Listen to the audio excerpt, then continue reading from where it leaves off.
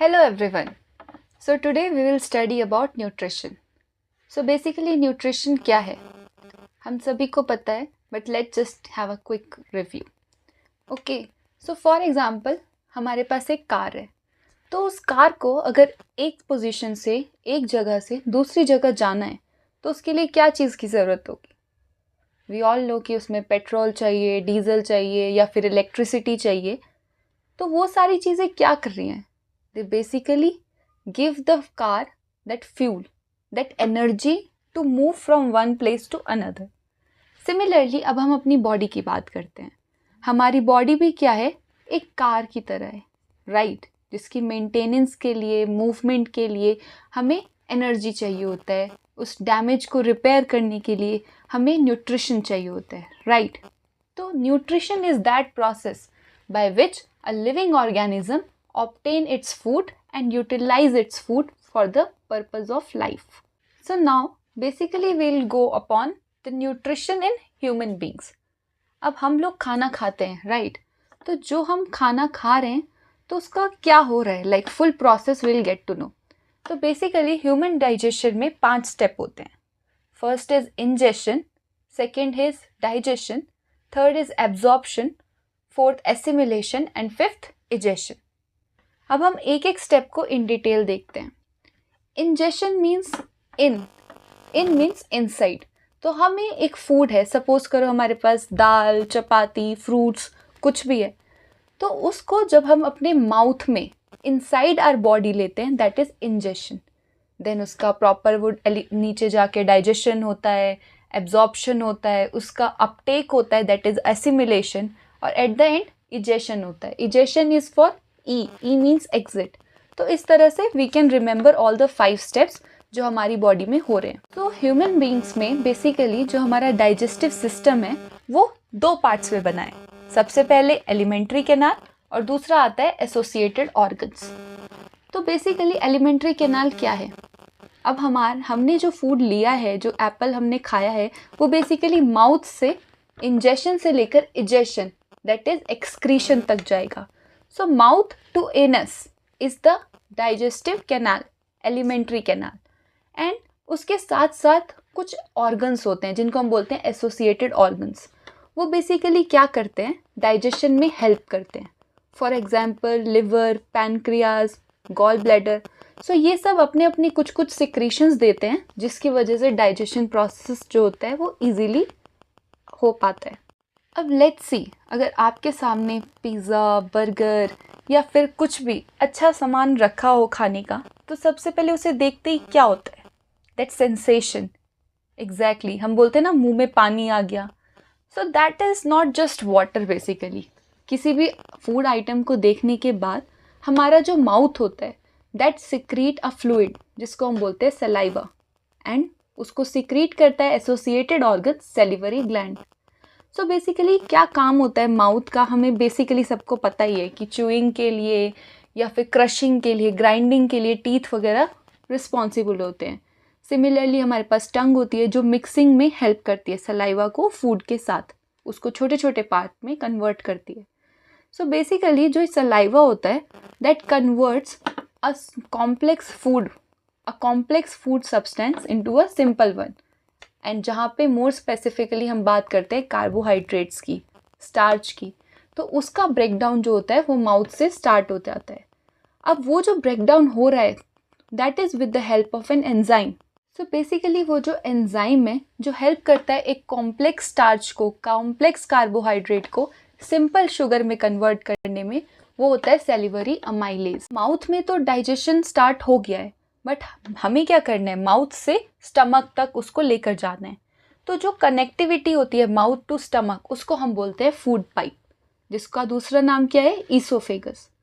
अब it is not a swing, कोई झूला तो है नहीं कि ऊपर फूड रखा और नीचे एकदम से स्टमक में आके गिर गया.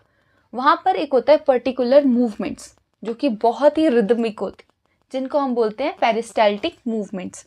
सो बेसिकली क्या होता है, वहाँ पे एक रिदमिक कॉन्ट्रैक्शन होता है, साथ में रिलैक्सेशन होता है. जिस कॉन्ट्रैक्शन और रिलैक्सेशन की वजह से जो फूड पार्टिकल होता है वो इजीली वॉल्स में लग के फूड पाइप के थ्रू नीचे स्टमक तक आ जाता है. सो अब हमारा फूड कहाँ आ गया, स्टमक में. और स्टमक क्या है? स्टमक एक पहली बात तो जे शेप का पाउच है, राइट, एंड वो एलिमेंट्री कैनाल का वाइडेस्ट पार्ट होता है, सबसे मोटा पार्ट स्टमक होता है। ओके, अब स्टमक जो है वो गैस्ट्रिक जूसेस सिक्रीट करता है, एंड हमारे पास 3 गैस्ट्रिक जूस होते हैं। सबसे पहला HCl, second one is pepsin and third is mucus. HCl का काम क्या होता है? HCl जो ये पेप्सिन है वो इनएक्टिव फॉर्म में पेप्सिनोजेन की फॉर्म में होता है, तो उसको कन्वर्ट करता है पेप्सिन में HCl। साथ में HCl बहुत ज़्यादा एसिडिक है, तो उसकी वजह से बैक्टीरिया जो होते हैं उनको ख़त्म कर देता है। फिर काम आता है म्यूकस का। तो म्यूकस मेम्ब्रेन क्या करती है? अब HCl इतना ज़्यादा एसिडिक होता है तो वॉल्स जो होती है स्टमक की वो इरोड ना हो जाए, वो कोरोजन ना हो जाए वहाँ पे, उसको प्रोटेक्ट करती है। तो म्यूकस की लाइनिंग डेवलप होता है स्टमक वॉल के चारों तरफ। अब आता है पेप्सिन। पेप्सिन का क्या काम है? पेप्सिन बेसिकली प्रोटीन को डाइजेस्ट करता है। तो जैसे कार्बोहाइड्रेट डाइजेशन हमारे माउथ में शुरू होता है, वैसे ही प्रोटीन डाइजेशन हमारे स्टमक में स्टार्ट हो जाता है। अब खाना स्टमक से जाएगा स्मॉल इंटेस्टाइन में। स्मॉल इंटेस्टाइन के 3 पार्ट्स होते हैं, डिओडिनम, जेजुनम और इलियम। अब डिओडिनम वाले पार्ट में सारा फूड जो है स्टमक का वो चला गया।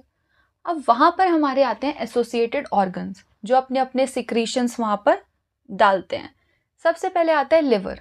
लिवर जो होता है वो गॉल ब्लैडर में स्टोर करता है अपना बाइल जूस, और लिवर सिक्रीट करता है बाइल जूस। और बाइल जूस जो होता है वो अल्कलाइन नेचर का होता है, जो कि हेल्प करता है emulsification of fat.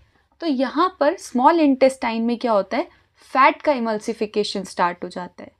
Similarly pancreas भी अपना जूस यहाँ पर स्मॉल इंटेस्टाइन में सिक्रीट करता है।